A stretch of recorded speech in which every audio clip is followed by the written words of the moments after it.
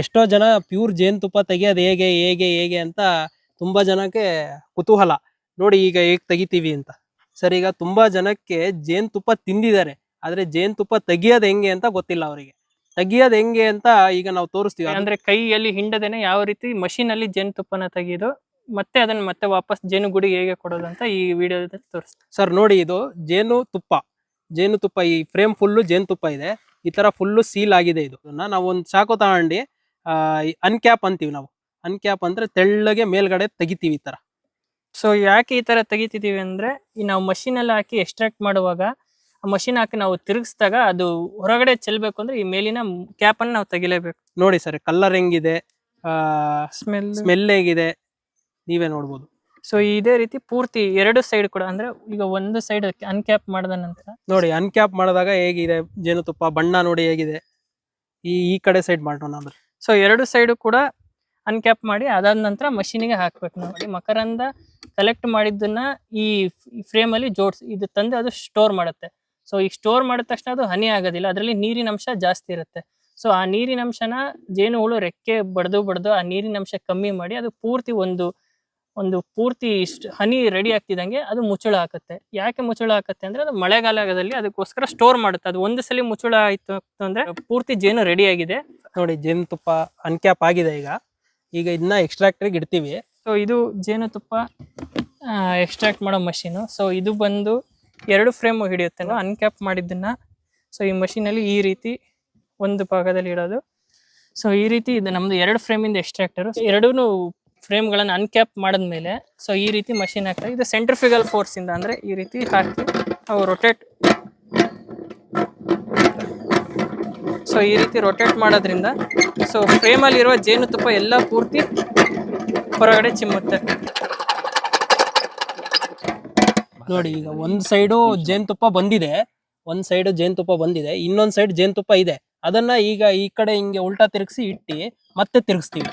ಅವಾಗ ಮತ್ತೆ ಇನ್ನೊಂದ್ ಸೈಡಿನ ಜೇನುತುಪ್ಪನು ಹೊರಗಡೆ ಬರುತ್ತೆ. ಇದನ್ನ ನಾವು ಈಗ ಒಂದು 4-5 ರೌಂಡ್ ಜೋರಾಗಿ ತಿರುಗಿಸಿದ್ರೆ ಹೊರಗಡೆ ಜೇನುತುಪ್ಪ ಎಲ್ಲ ಹೊರಗಡೆ ಚಿಮ್ಮತ್ತೆ.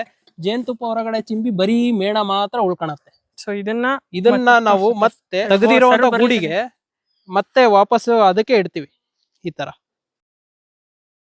ಒಂದು ಸಲ ಜೇನುತುಪ್ಪ ತೆಗೆಯೋದಕ್ಕೆ 5 ಜನ ಬಂದ್ರೆ ಸೊ ಒಂದು ದಿನಕ್ಕೆ ನಾವು 5 ಜನ ಸೇರ್ಕೊಂಡು ಒಂದು 100 ಪೆಟ್ಟಿಗೆಯಲ್ಲಿ ನಾವು ಜೇನುತುಪ್ಪನ ತೆಗಿತೇವೆ. ಸೊ ಈಗ ನಾವು ಆವರೇಜ್ ಒಂದು ಪೆಟ್ಟಿಗೆಯಲ್ಲಿ ನಾವು ಆವರೇಜ್ 1 ರಿಂದ 1.5 kg ತನಕ ತೆಗಿತಾ ಇದೀವಿ. 100 ರಿಂದ 150 ದಿನಕ್ಕೆ ಜೇನುತುಪ್ಪ ಒಂದು ಟೈಮ್ ಜೇನು ತೆಗೆದ್ರೆ ಒಂದು ರೌಂಡಿಗೆ ನಮ್ಗೆ ಅಷ್ಟೇ ಸಿಗುತ್ತೆ.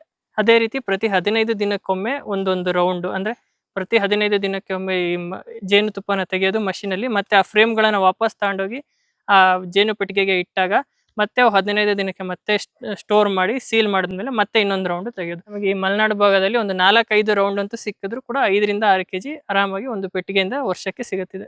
ಸರ್, ಮಲೆನಾಡು ತುಪ್ಪ ವಿಶೇಷನೂ ಹೌದು, ಕಾಸ್ಟ್ಲಿನೂ ಹೌದು, ಅಷ್ಟೇ ಕಷ್ಟನೂ ಇರುತ್ತೆ ಜೇನುತುಪ್ಪ. ಯಾಕೆ ಅಂದ್ರೆ ನಾವು ಕಾಡು ಭಾಗದಲ್ಲಿ ಬಂದಾಗ ಒಂದು ಮಂಗದ ಕಾಟ ಮತ್ತೆ ಜೇನು ಚುಚ್ಚುವಿಕೆ, ಜೇನು ಹುಳ ಚುಚ್ಚೋದೊಂದು ಸಮಸ್ಯೆ ಈ ಜೇನು ಕೃಷಿಯಲ್ಲಿ. ಜೇನು ಹುಳ ಚುಚ್ಚತ್ತೆ, ಅದು ಸೂಕ್ತ ತರಬೇತಿ ಮತ್ತೆ ಸೂಕ್ತ ಎಕ್ಸ್ಪೀರಿಯನ್ಸ್ ಟ್ರೈನಿಂಗ್ ಇರೋಂತ ವ್ಯಕ್ತಿ ಮುಟ್ಟಿದ್ರೆ ಒಳ್ಳೇದು.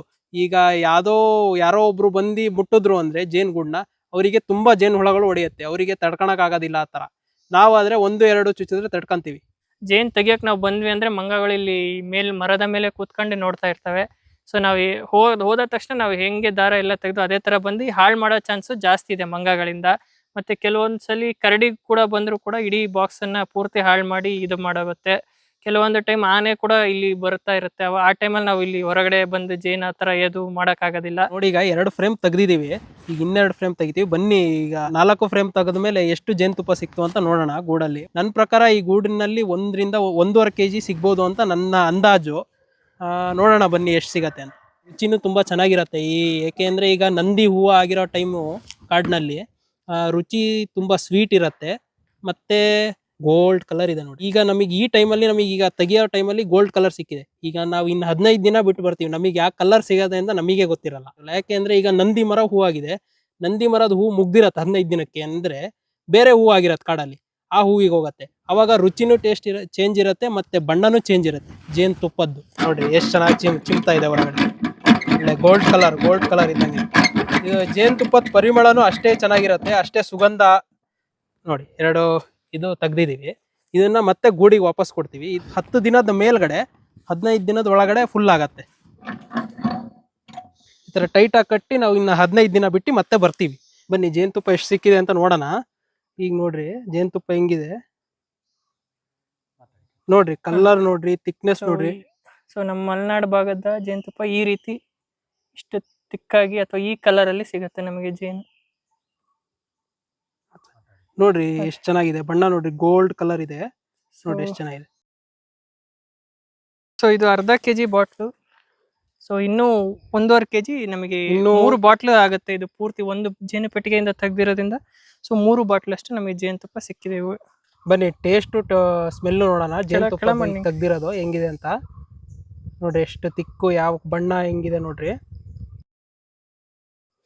ಟೇಸ್ಟು ಸ್ಮೆಲ್ಲು ಸೂಪರ್ ಆಗಿದೆ ಜೇನುತುಪ್ಪ. ನಮ್ಮ ಮಲೆನಾಡಿನ ಜೇನುತುಪ್ಪದ ವಿಶೇಷತೆನೇ ಇದು.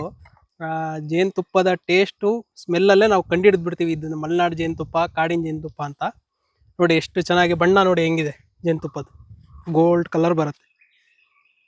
ಸೊ ನಾವು ಏನು ಜೇನು ಸಂಗ್ರಹಣ ಮಾಡ್ತೀವೋ ಅದನ್ನ ನಾವು ನಾರ್ಮಲ್ ಪ್ಲಾಸ್ಟಿಕ್ ಬಾಟ್ಲ್, ಅಂದರೆ ಈಗ ವಾಟರ್ ಬಾಟ್ಲ್ ಆ ಬಾಟ್ಲ್ಗಳಲ್ಲಿ ಹಾಕದೆ ಫುಡ್ ಗ್ರೇಡ್ ಪ್ಲಾಸ್ಟಿಕ್ನ ಯೂಸ್ ಮಾಡ್ತೀವಿ. ಸೊ ಈ ಫುಡ್ ಗ್ರೇಡ್ ಪ್ಲಾಸ್ಟಿಕಲ್ಲಿ ನಮಗೆ 500 ml, 750 ml, 1 ಲೀಟ್ರ್ ಈ ರೀತಿ ಪ್ಯಾಕಿಂಗ್ಸಲ್ಲಿ ನಾವು ಜೇನುತುಪ್ಪನ ಫುಡ್ ಗ್ರೇಡ್ ಪ್ಲಾಸ್ಟಿಕಲ್ಲಿ ಹಾಕಿ ನಾವು ಕೊರಿಯರ್ ಮುಖಾಂತರ ಬೇರೆ ಕಡೆ ಕಳಿಸ್ಕೊಡ್ತೀವಿ. ಕೆಲವು ಜನ ಗ್ಲಾಸ್ ಬಾಟ್ಲಲ್ಲಿ ಕೇಳ್ತಾರೆ, ಗ್ಲಾಸ್ ಬಾಟ್ಲಲ್ಲಿ ಹಾಕ್ಕೊಡಿ, ಗ್ಲಾಸ್ ಬಾಟಲ್ ಹಾಕ್ಕೊಡಿ ಅಂತ.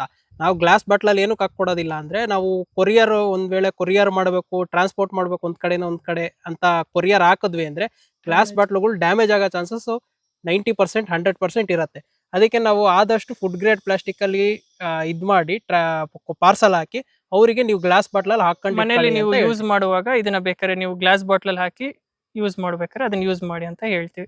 ಸೊ ಯಾಕಂದರೆ ಟ್ರಾನ್ಸ್ಪೋರ್ಟಲ್ಲಿ ಈಗ ನಾವು ಡ್ಯಾಮೇಜ್ ಆಯಿತು ಅಂದರೆ ಅದು ಏನು ರಿಕವರಿ ಮಾಡೋಕ್ಕಾಗೋದಿಲ್ಲ. ಸೊ ಹಂಗಾಗಿ ಫುಡ್ ಗ್ರೇಡ್ ಪ್ಲಾಸ್ಟಿಕಲ್ಲಿ ನಾವು ಕಳಿಸ್ಕೊಡ್ತೀವಿ, ಕೊರಿಯರಲ್ಲಿ ಕಳಿಸ್ತೀವಿ. ಅದನ್ನು ನೀವು ಗ್ಲಾಸ್ ಬಾಟ್ಲಿಗೆ ಹಾಕಿ ನೀಟಾಗಿ ಸ್ಟೋರ್ ಮಾಡಿ ಇಟ್ಕೊಬೋದು.